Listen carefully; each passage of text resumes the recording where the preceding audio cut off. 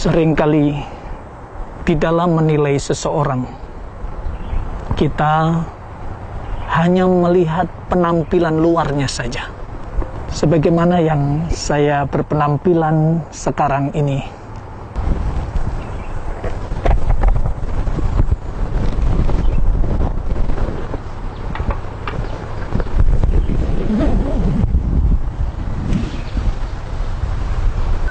Kita akan buktikan sejauh mana kebenaran persepsi itu. Ada sekelompok atau komunitas yang diidentifikasikan kelompok itu barbar, berbuat onar, tidak bisa diatur, pakaiannya menakutkan, tidak menyedapkan pandangan mata. Komunitas ini, kelompok ini adalah kelompok punk. Sejauh mana kebenaran persepsi atau pandangan kita tentang kelompok punk itu, marilah kita buktikan dan kita kesana.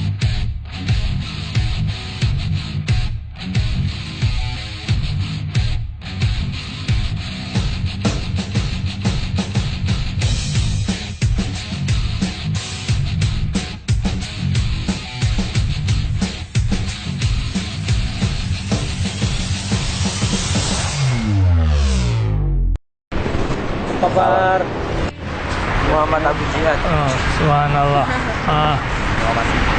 Muhammad Siddiq. Siapa? Mutiara. Irul Anwar. Irul Anwar. Khairul Anwar ya? Oke. Khairuddin Hamzah. Faruk. Pakai Muhammad nggak Faruknya? Enggak ya. Masih apa? Cepi. Siapa nama? Adek. Oke.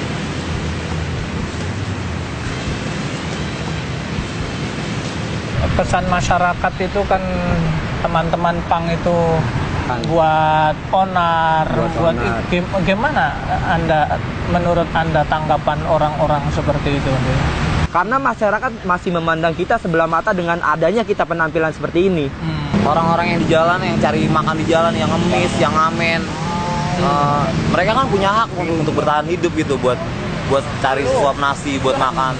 Tapi kenapa pemerintah tuh nilainya orang-orang yang di jalan itu, mereka tuh katanya mengganggu ketertiban, katanya gitulah pokoknya nggak merusak pemandangan segala macam. Terus kalau emang pemerintah mau kita orang nggak turun ke jalan, nggak mau cari makan di jalan, kenapa nggak disejahterain gitu hidupnya? Terus kemudian apa kegiatan teman-teman itu di kesehariannya itu apa? Kegiatan teman-teman sih paling ngumpul-ngumpul bareng, berkarya, berseni, tato atau segala macam. Ke masjid juga ya kadang-kadang kalau lagi inget ya kan lu. Gila kan? Iya kan? Iya. Oke loh. Iyalah. Iya bad religion oke. Iya. Sedikit lah. Tapi ingat tetap kenapa? Karena ya sebelum ngepang juga udah jadi muslim ya kan. Tadi urusan sholat, urusan kita sama Allah lah, gimana selama ini? Siddiq dengan teman-teman. Mungkin kalau masalah kayak gitu masih proses ya. Mungkin kalau anak-anak yang selama ini di jalan karena nggak layak pakaiannya apa gimana ya, dari situ ya belum bisa lah ngejalanin yang kayak gitu. Kadang-kadang dari hati juga ya ada gitu, namanya panggilan buat apa sih, buat kayak gitu. Di pas ini juga nggak ada aturan buat lu tuh harus mabuk, lu tuh harus gini. Ya kalau kamu mau bisa ngejalanin sholat, kenapa enggak gitu? Kalau emang ada pakaian yang layak. Yang penting intinya kami ini semua seragam yang kami pakai ini sebuah simbol perlawanan gitu buat pemerintah. Banyak kok orang-orang yang rapi tapi mereka lebih jahat ya kan, lebih bejat gitu. Jadi masyarakat nilainya yang kayak gini-gini, tatoan segala macam dilihatnya buruk. Wah ini berandalan, ugal-ugalan segala macam. Tapi belum tentu ya kan hatinya kayak gitu. Sebenarnya ya kita ini sebenarnya sama manusia-manusia yang lainnya gitu. Cuma cara hidupnya aja yang beda gitu. Kalau Hasan sendiri ke depan yang diinginkan seperti apa? Saya udah berkeluarga. Oh, gitu. Intinya mana? 1 tahun Ini istri 3 saya. bulan. Ini istrinya ya? Ini istrinya. Coba, ayo pindah ke sini deh. Lu kan mualaf. Masuk Islam kan karena ayah. Iya. Yang ngomong sama Pak Hajinya. Gimana diajarin ngaji sama suami? Iya, sering diajarin ngaji. Kalau lagi di rumah, Terus anak sama siapa nih? anak sama orang tua setiap minggu ngasih uang buat beli susu. Itu nggak pernah putus om, karena anak kan nggak bisa ngerti kalau susunya habis, nggak bisa nahan lapar. Anak kan. Tapi kalau tadi masalah anti kemapanan, menurut saya salah. Kalau dibilang anti kemapanan. Soalnya kenapa? Kita butuh mapan. Kalau kita kayak gini terus, kapan kita bisa mapan? Kalau mapan, iya bisa maju maksudnya gitu. Kalau dibilang anti kemapanan itu salah. Soalnya kalau kita bilang anti kemapanan berarti kita munafik. Karena manusia pasti butuh kemapanan. Kalau kita mau gini terus, kapan kita mau maju? Ya standar tapi nggak korupsi gitu kan? Enggak. Ya, kalau itu mah orang-orang korupsi mah makan duit haram. Coba Hasan bunyi deh beberapa ayat saja yang dekat. Qul huwallahu ahad, Allahus samad, lam yalid wa lam yulad wa lam yakul lahu kufuwan ahad. Itu kadang buat tidur doang. Jadi biar tidurnya nyenyak, gak diganggu sama nyamuk. Nyamuk kan kalau udah kena itu jadi dia hilang. Saya bisa baca kursi, bisa baca apa? Coba kalau ayat kursi apa? Kan itu. Allahu la ilaha illa huwal hayyul qayyum. La ta'uduhu sinatu wa la naum, lahum ma fis samawati wa ma fil ard. Man zalazi yasfa'u indahu illa biizni. Ya'lamu ma baina aydihim wa ma khalfahum wa la yuhituna bi syai'in min ilmihi illa bima syaa. Wasi'a kursiyyuhus samawati wa ma fil ard wa la yaudu biduma wa huwal aliyyul azim. Subhanallah. Gantian saya Itu juga diajarin nama dia, Om. Gantian baca Om, Pak Haji Oh, ini. Pak Haji, salah ya. Nggak apa-apa. Om. Baca Al-Quran. Nggak apa-apa. Hasan pernah di pesantren ya? Pernah Pak. Jadi sebelum bapak saya almarhum, jadi kamu lulus SMP pesantren dulu biar bisa ngaji, biar punya bekal buat di akhirat nanti, kata bapak. Kemudian namanya pesantren biasanya kan sholatnya terjaga gitu ya. Ngerti. Gimana itu?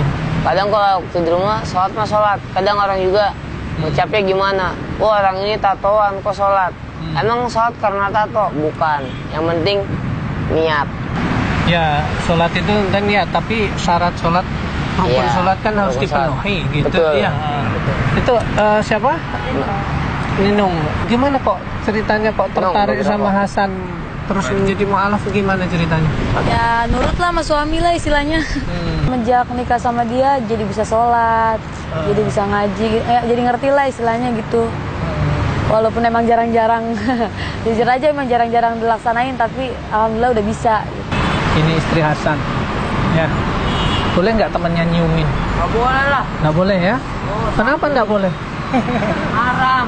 Islam membuat aturan seperti itu agar hidup itu terjaga. Ternyata bebas itu bukan berarti semau-maunya. Ada aturannya kan? Jadi minum sekedar aja biar otak nggak terlalu ini aja Pak, kram. Biar nggak penat-penat tamat otak. Bukan pemabuk, minum aja. Iya. Ya itu tadi, sisi lain kan Allah punya maunya Allah, hambanya itu kalau minum silahkan minum apa saja, tapi yang ini jangan gitu ya. Nggak usah sampai mabuk juga tetap jangan gitu. Gimana menurut sampean gitu? Udah gimana ya, udah alkoholik kalau saya Pak. Kadang kita mabok, tapi kadang kita sholat juga. Kadang-kadang kita ingat yang di atas, kita pasti sholat. Gue nih Islam, gue percaya gitu sama Tuhan gue. Tuhan gue itu Allah gitu. Tapi mungkin buat ngejalanin yang kayak sholat 5 waktu, kayak yang puasa yang bener kayak gitu-gitu, mungkin sekarang ini Cuma di otak. masih belum bisa ngejalanin itu. Tapi cuma bisa ngeyakinin gitu kalau Tuhan gue itu Allah gitu. Harapannya sih ya nanti dalam keadaan mati itu dalam keadaan baik gitu. Nanti ujungnya husnul khotimah lah ya. Libatkan